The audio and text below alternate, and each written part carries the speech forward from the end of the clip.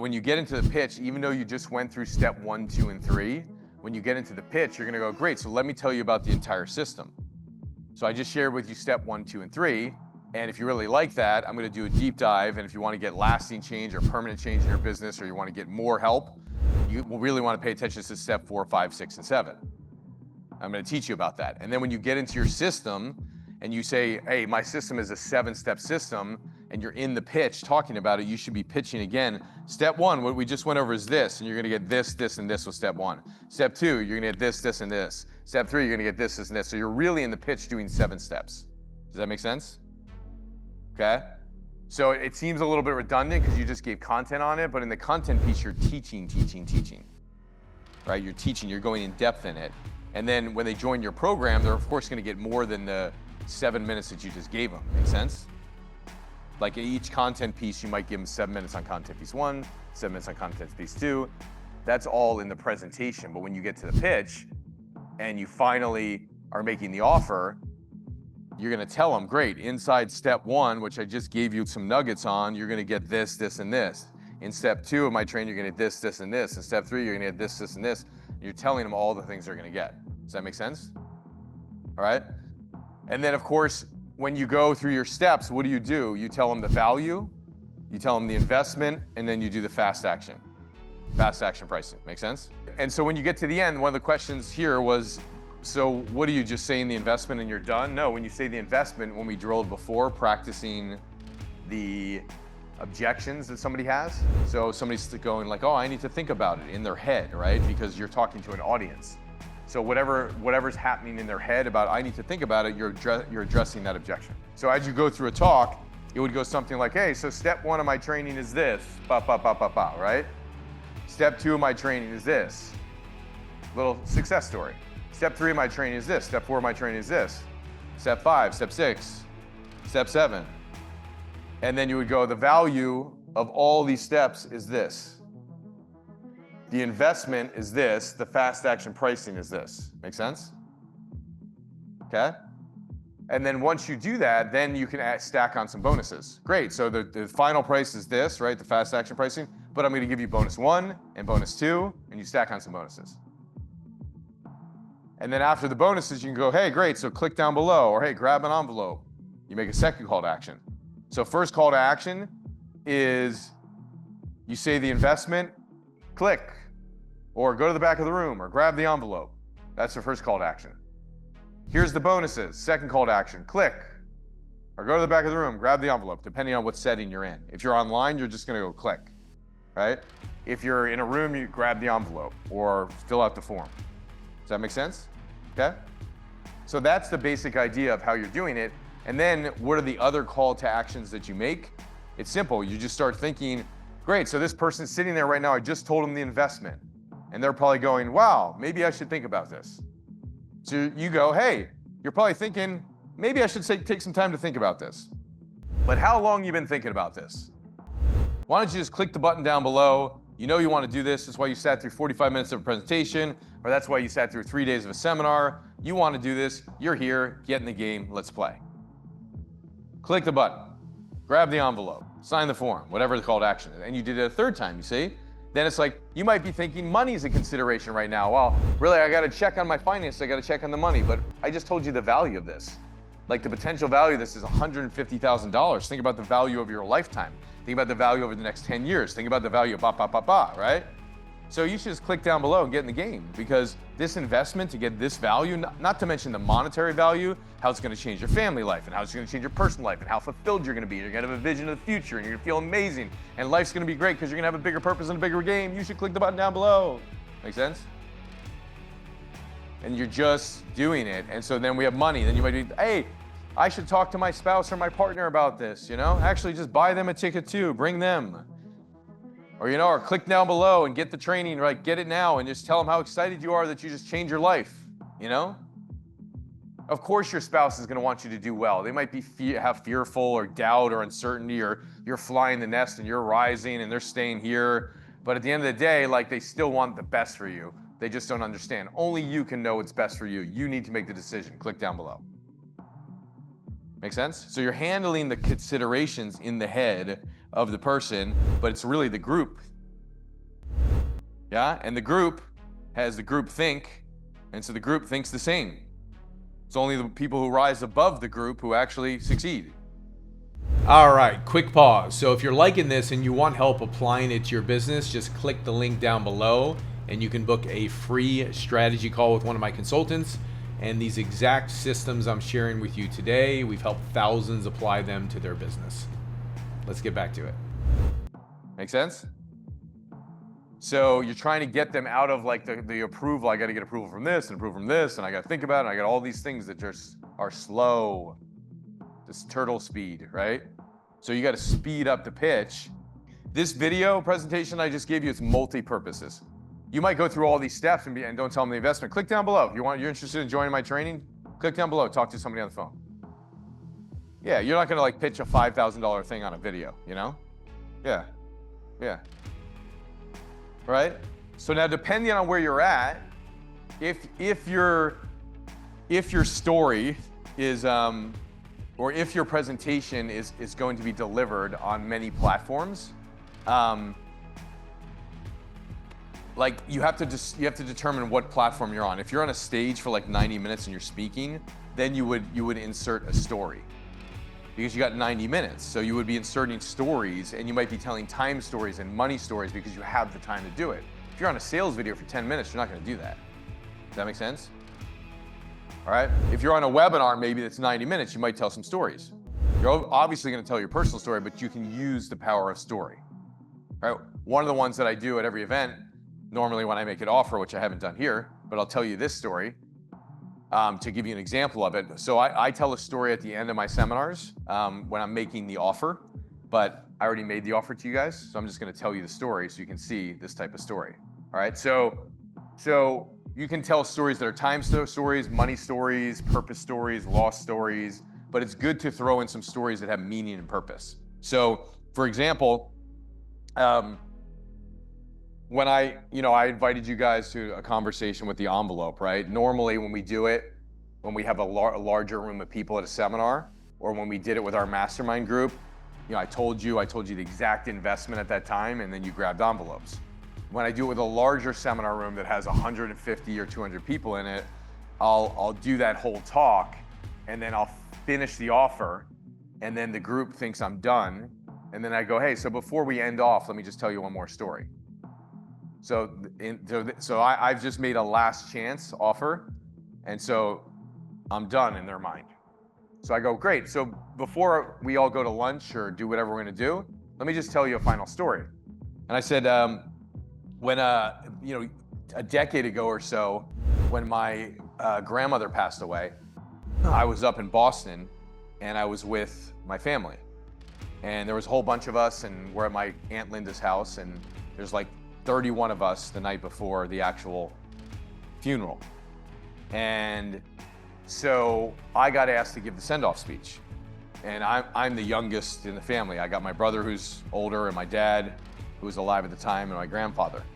So they're all older than me, but because I'm a speaker, my aunt's like, you should do the send-off speech. I'm like, okay, great. Now I'm like in my 30s, and I'm like, how am I gonna give a send-off speech for my grandmother, Like I knew her growing up, but I don't know all the 90 years that she's been alive. Like, how do I even do this? So I decided I was gonna walk around the room and interview everybody in the room that night and find out what was the one great thing that you remembered about my grandmother. So I walked around the room and I started doing interview after interview after interview after interview after interview, and I got all this amazing information from people there, and it was incredible because I got to learn things about my grandmother. And when I got done with the night, I was like, oh my God, there's so much information. There's like 31 things to remember from 31 different people. How am I gonna give this talk tomorrow? So I just read through it, and just trusted that when I saw the people tomorrow, I'd remember their faces and their comments, and I could give the talk, and I could say what every single person said. So I had them all line up, and my family's Irish, so the send-off, the funeral was at a bar, right? And so it was like, there was this dance floor, and everybody was on the floor, and there was like this really nice restaurant in the back, and it was kind of like a celebration, right? And we didn't want to do the whole morning thing. So there's 31 of them around the dance floor, and then there's like 200 people in the back, and the whole place is filled. So I'm giving the talk, and I'm going around the room, and I'm looking at the first person to the left and to the right, And right, I keep going, and people are like, I'm saying what you said, and people they start cracking up. And then I go to the next person and they're crying. And I go to the next person, it's just like tears, happiness, tears, happiness, tears, happiness. Like the room was flooded with emotion. And I'm on like the 22nd person. I'm like, I'm killing it right now, right? Like the whole room's loving this. Okay, everybody's loving it. Like this is an amazing talk. I don't even know how I'm doing it. I'm just gonna keep going. And it's going amazing. And I'm getting to the end. And I remember I see my Aunt Linda as the last one. And the night before, when I went up to my Aunt Linda and I said, hey, Aunt Linda, which is my grandma's daughter, I said, tell me one great thing that you want me to say about grandma, which is her mom. And she's like, no, I'll tell you later. And so I'm there going around, and Linda's the last one, and I'm remembering I never got the answer from Linda. And I went back to my Aunt Linda twice, and I said, tell me the one thing about grandma. And she's like, no, I don't want to talk about it right now. And so now I'm coming to the end. I'm almost at 30 people. She's at 31st. She's the only one that didn't give me a response. So this is going great, but this is about to bomb. And you know, my grandma was great. My Aunt Linda's great, but you know, mother daughter, they kind of had they are a bit, you know, biting heads all the time, right? And so they kind of had a tough time, even though they loved each other. And so I got to the end. I looked at my Aunt Linda. She looked at me. We had the like, oh shit moment. What's gonna happen right now? And I just looked at her and I said, you know, I said, living up to any parent's expectations is hard. And I said, I know that you and grandma loved each other. And I said, but I'll tell you something, when she was on her deathbed in the hospital and she was laying there, when you walked out of the room from taking care of her, the doctor walked in. And the doctor said about you as you were walking out, the doctor says, I've never seen a woman like grandma so loved and so taken care of by her daughter, which is you, Linda. And I said, so I'm quite sure in her last breaths, you lived up to that expectation. And it was Niagara Falls. And it was like the perfect like resolution between mother and daughter. It's like, just like a million pounds off her shoulders. And the whole room's in tears. I'm holding back my tears. My grandfather's in the front row. My grandfather's like, you know, tough entrepreneurial guy, doesn't show his emotions, and he's pretending like he has something in his eye with his napkin. He doesn't want to show he's crying.